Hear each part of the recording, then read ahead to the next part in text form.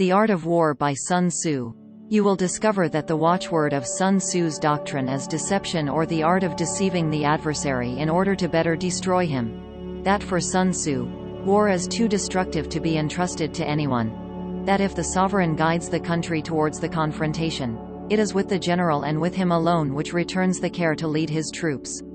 Sun Tzu wrote only one piece of strategy, and yet it remains a benchmark studied in many military schools around the world to this day. The advice given by this war expert is at odds with certain strategies put in place by European nations, for example, during the First World War. The 13 chapters constitute a single block written by an author extremely experienced in the field of combat on the battlefield. In -450 BC, 6 great states dominate China and engage in the systematic annihilation of any nascent entity. These wars last 227 years.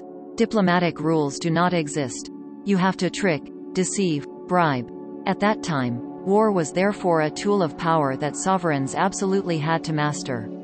The fight is led by the sovereign at the head of an army, each component of which is led by a member of the aristocracy. The armies become quasi-professional. War is an important act for a state that cannot suffer from lightness and amateurism.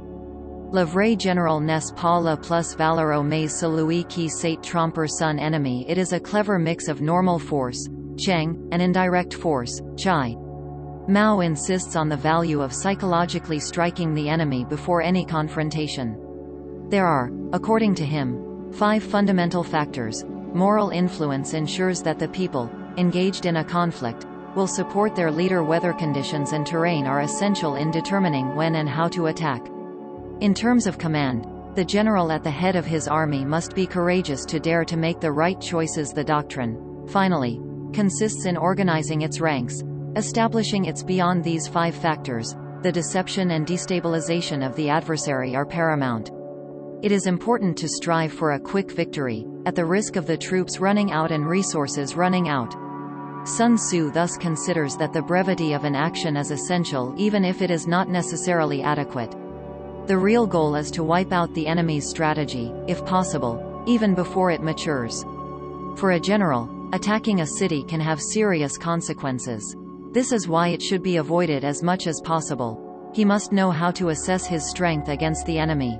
Sun Tzu proposes to behave according to his superiority. If there are 10 times as many, you have to circle it. If there are 5 times as many, you have to attack it. If there are twice as many, it must be divided. If you are inferior to it, you have to know how to retreat. There are 3 ways that a leader can lead to defeat. When he makes decisions at odds with the generals, when he tries to administer the army with the rules that apply to the court, when he decides to take part in the administration of the army. A failing army will be assigned to the enemy that it can attack. According to Sun Tzu, the winner is the one who knows when to attack and when not to. One who knows how to lead a large army as well as a small one. One whose troops share a common objective. One who is prudent and watches for the recklessness of the enemy. One who has competent generals and whose sovereign stands apart from the army. Sun Tzu defines Tao as the path of humanity and justice, and laws as rules and institutions. To be victorious, we must protect the laws and cultivate the art of justice.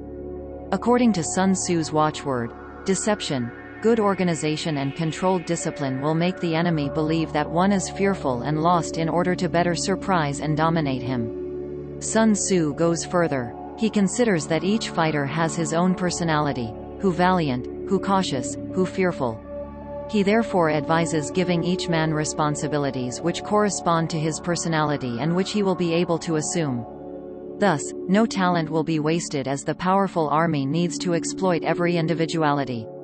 If you enjoyed this video, leave a like and subscribe to the channel for more content. You will find in the description a link to get the book and go further.